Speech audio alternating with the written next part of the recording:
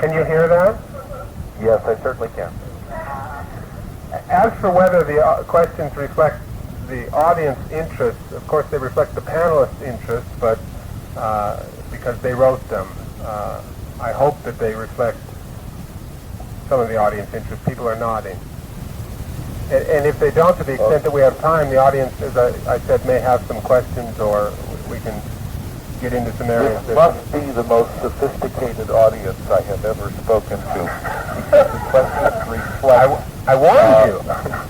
The questions reflect very sophisticated, I'll say esoteric and exotic points in the current literature, which is really quite amazing to me. I'll be happy to address them, and I'll be happy to talk about more practical things too.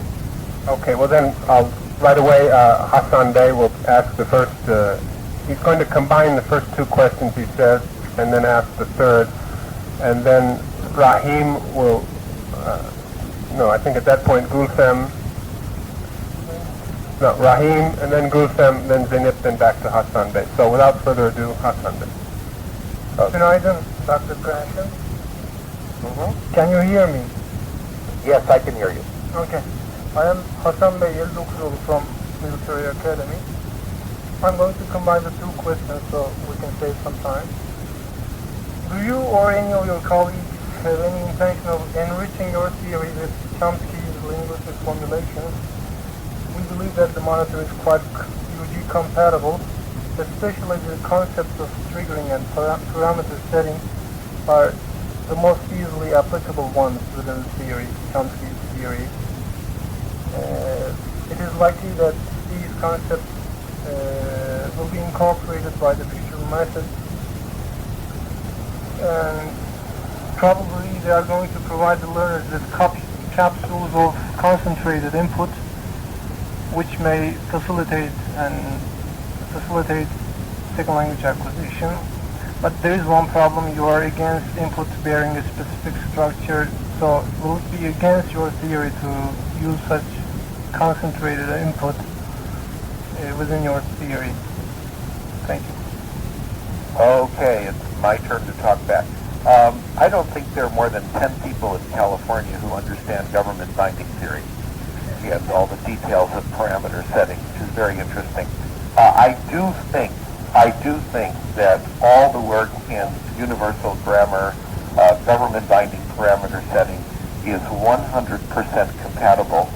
I have said as much in Input Hypothesis in the footnotes to Chapter 1, a book that came out in 1985. And Bonnie Schwartz, who's a professor in England and a former student of mine, has published several papers basically saying the same thing. So yes, I think it's entirely compatible. And when we talk about people being able to acquire languages, the technical sense of the term acquire, what I had in mind is exactly what Chomsky had in mind, that there would be input interacting with some kind of language acquisition device with universal principles involved. As to the trigger idea, this is of course Lydia White's paper. The idea of the trigger is obviously true. It must be true. If you say it's not true, then you say people are constrained by what's in the input, that there's a one-to-one correspondence of the input and what people acquire. So it must be true. I do agree with your interpretation that if we somehow try to deliberately trigger things, we're violating the principles of the theory. I think that's true. Just because it's there doesn't mean that we have to try to provide it. This leads me to a more general point, which anticipates some of the other questions. People have talked about triggers. People have talked about comprehensible output, using conscious grammar. All this has to do with attempts to stimulate acquisition, to provide a catalyst, to make it better, to make it faster. Well, guess what? No one has ever really tried the real thing. Just giving students lots and lots of really good, high-quality, comprehensible input. It seems to be the last alternative. There's a movement in the profession to say, well, comprehensible input is well and good, but it's not enough. But people haven't tried it yet. You not only need, I think, oral comprehensible input in classes. You not only need lots of good stories to listen to, you need massive amounts of pleasure reading, a language laboratory with lots of good oral tapes to listen to, videotapes to watch, good movies, radio programs, television programs, hours and hours lost in good books. And then I think we're going to see progress that we've never seen before. The idiomatic expression is you put the pedal to the metal. You know, like you're driving your car, you push your pedal all the way down to the floor, and you see what your automobile can do. This is what I've been proposing. Instead, I think in experiments, we've been giving people very weak forms of comprehensible input, a paragraph or two, and then comparing it with treatments in which they kind of, expressions they try to tweak the system, stimulate it, catalyze it, do something else. Triggering might work, but it's going to be very, very hard work. And why bother? Why not try the real thing? Also, if we trigger, or we add conscious grammar, et cetera, all I think we'll be doing is changing the order of acquisition. I don't think we'll be accelerating it.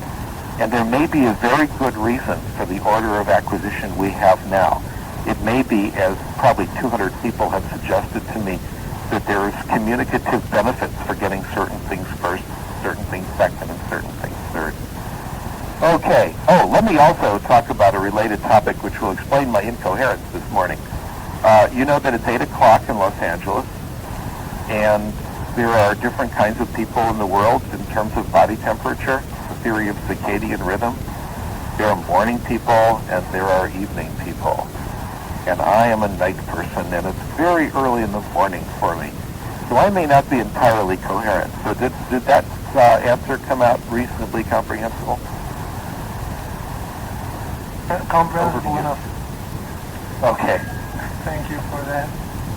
The second question is, there seems to be a kind of contradiction within your formulations of lab, especially in your early formulations. It's somewhat like a cognitive device, but when we think in terms of Chomsky's sense, it is more of an innatist device, which is already being determined, which already exists, includes the linguistic specific structures. Which one would you prefer? Are you a cognitivist or a nativist? Can you be a bit more specific about the ingredients of lab? Am I a cognitivist or a nativist? Well, I'm definitely a nativist. I admit it. We believe so. As for being a... Pardon? We also believe that you are a nativist. Yeah. I'm a nativist. What can I do? But as for being a cognitivist, I thought I was a cognitivist, but I think when these people say they're cognitivists, there are two definitions. One definition is people who believe in conscious learning, and I think that's where you have to put Barry McLaughlin. Although he's kind of subtly changing his position over the years, it's hard to keep track. I'm a cognitivist in the sense that I think there's a language acquisition device. There's something going on in the brain that's not just social, and I think you have to be. But I'm not a cognitivist in the sense that I think that conscious knowledge becomes subconscious knowledge, that learning becomes acquisition. I haven't really thought about this much. Basically, you just do your work, and other people kind of label you. As for interest in the what's going on inside the language acquisition device, I did write a paper about that once. I got very excited about it, and it appeared in the Gass and Seliker volume on first language influence on second language performance. It didn't make it into their second edition, though. And that's when I did some speculation about what might be going on inside. But really, I think the truly important issue is that there is a language acquisition device. There's something going on in there that we're born with. The environmental ingredient is comprehensible input, and the analogy is correct. Water activating the growth of the seed into a flower. That is the Chomskyan position. And it interacts with whatever is going on in the brain. That's quite an amazing statement, I think, that Chomsky came up with. And my point is that it's true of second language acquisition and literacy as well as first language acquisition. End of answer. I don't know if I have any more to say on that one. Thank you very much. It's enough for us to hear that you are a nativist, but can you say whether there are specific language-specific, linguistic-specific knowledge within LAD or general human learning principles? Which one would you prefer? Or are there any? All I can tell you is that I can only answer as a student, not as a researcher. Yeah. Are there any researchers in this context? Are there any researchers? No, I have no particular contribution to make as to what is language specific and what is generally cognitive. My bias is that Chomsky's correct, that there's something very specific to language. But again, I'm a student as you are. I have no special knowledge of it. Okay, thank you very much. Actually, it doesn't make too much difference to us.